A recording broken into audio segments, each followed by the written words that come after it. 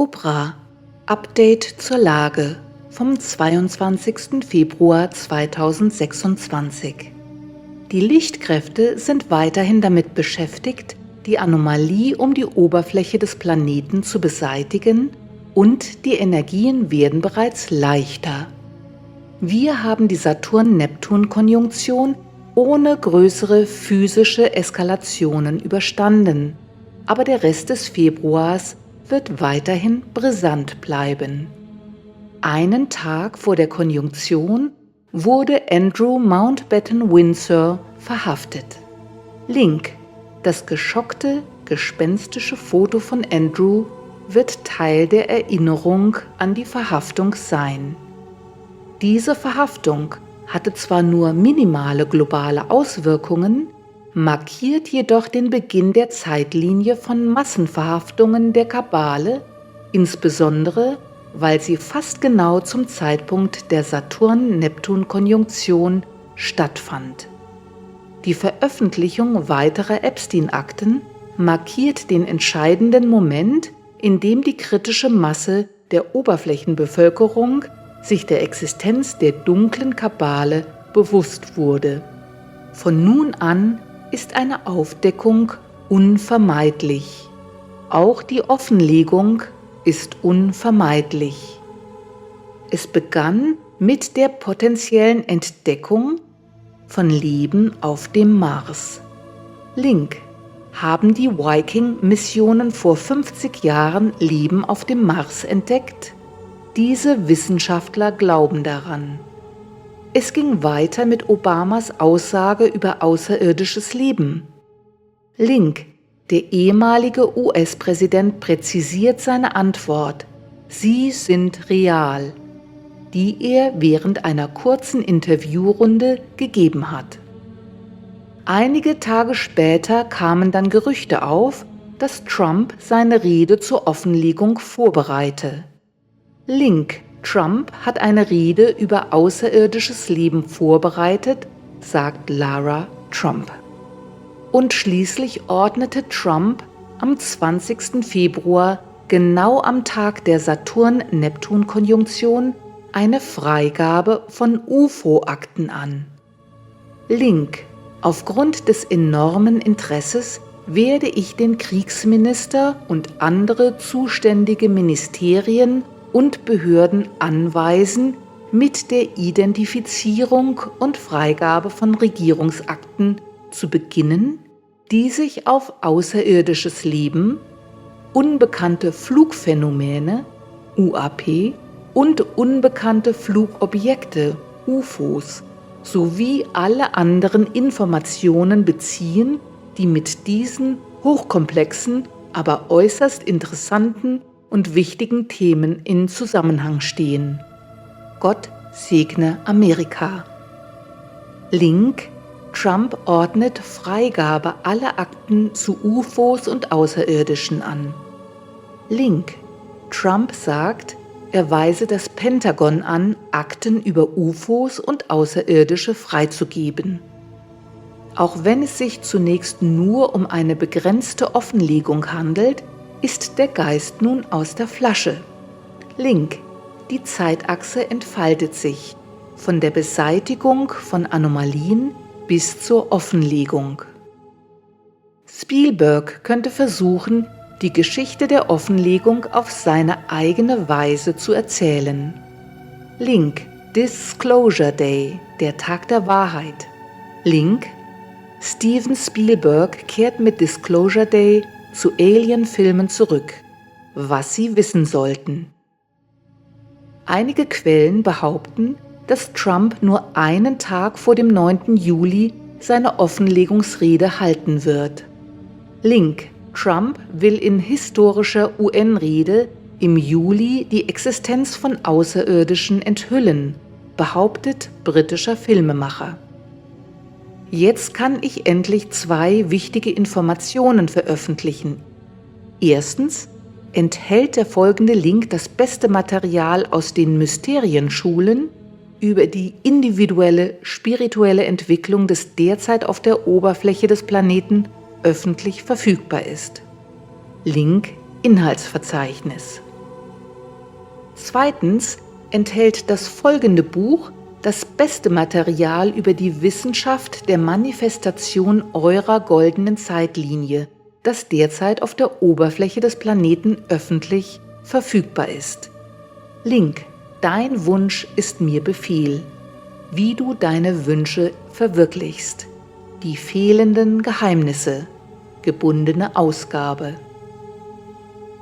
Wenn ihr die oben genannten Materialien studiert, wird sich euer Leben höchstwahrscheinlich deutlich verbessern. Wenn ihr euch dazu geführt fühlt, könnt ihr weiterhin die Meditation zur goldenen planetaren Zeitlinie durchführen. Link: Meditation zur goldenen planetaren Zeitlinie.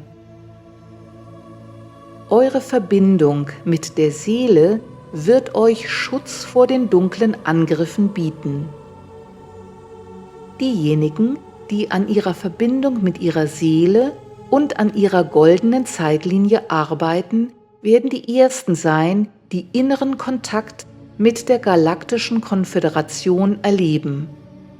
Dies wird die erste Phase des Kontakts sein, die letztendlich zu physischer Intervention und zum Erstkontakt führen wird.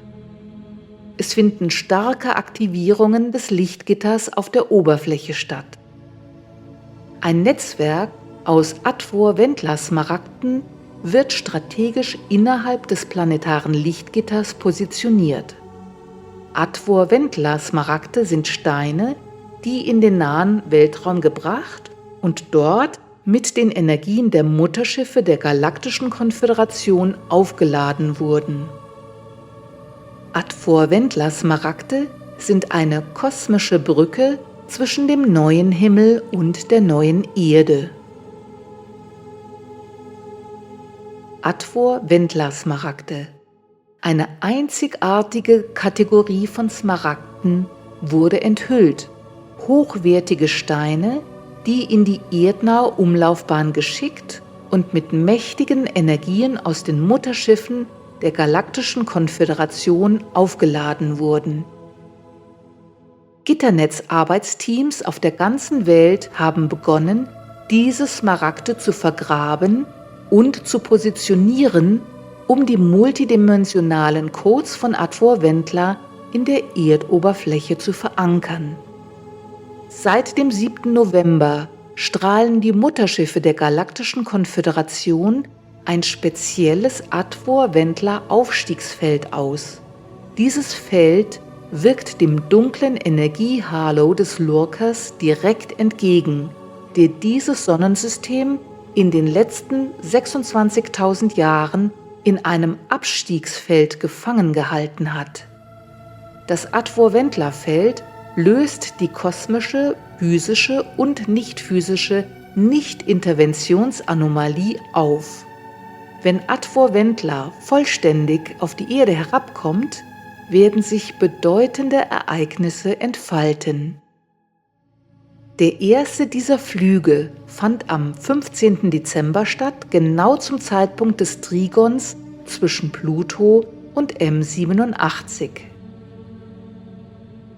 Der zweite Flug fand am 20. Februar statt, zum Zeitpunkt der Saturn-Neptun-Konjunktion. Ihr könnt diese Smaragde hier bestellen. Link: Atvor-Wendler-Smaragde.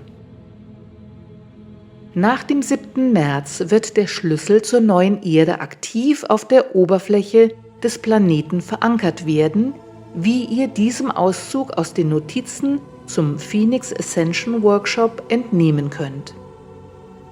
Der Schlüssel zur neuen Erde ist ein multidimensionaler Aktivierungscode, der während des Portals 1221 auf dem Planeten verankert wurde. Seitdem wurde genug gereinigt, sodass Cobra nun mehr darüber berichten kann. Vor 3 Millionen Jahren war die Erde ein Paradies. Die Menschen lebten in Harmonie mit der Natur und wurden von positiven Außerirdischen geleitet, die ihnen halfen, ihren genetischen Code zu verbessern. Dies war die Ära von Lemuria, dem Archetyp des Paradieses auf Erden. Als die dunklen Kräfte eintrafen, kam es während der Zeit von Atlantis zum Untergang.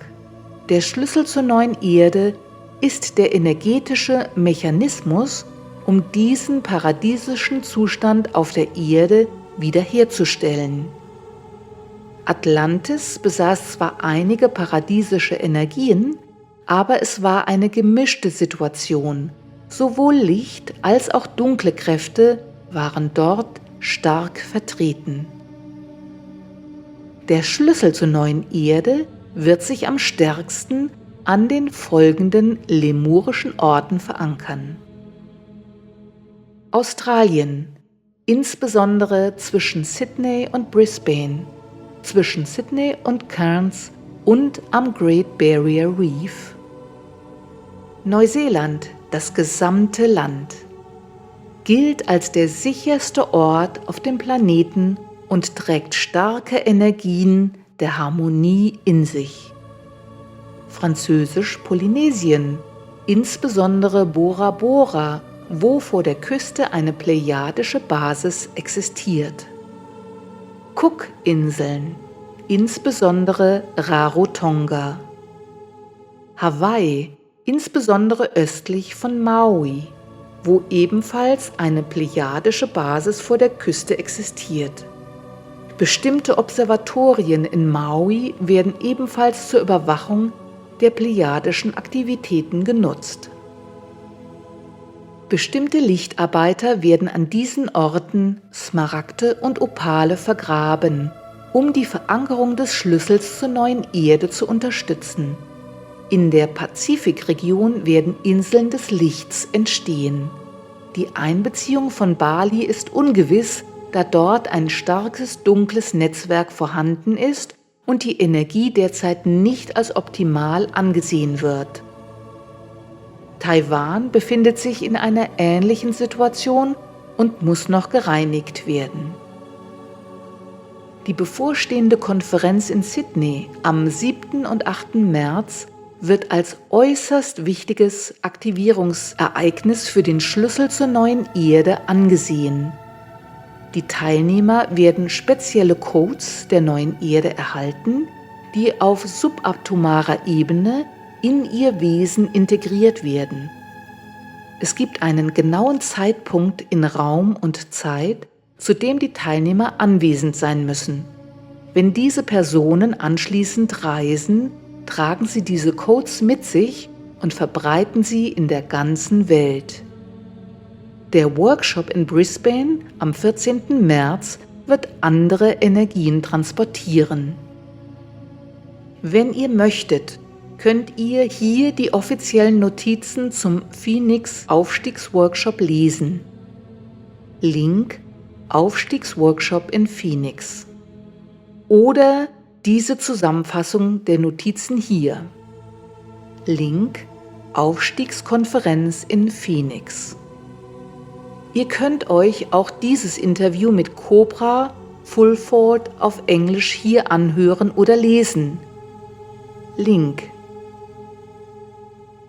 Hier findet ihr das Interview auf Deutsch. Link: Interview mit Cobra und Benjamin Fulford von Truth is Out.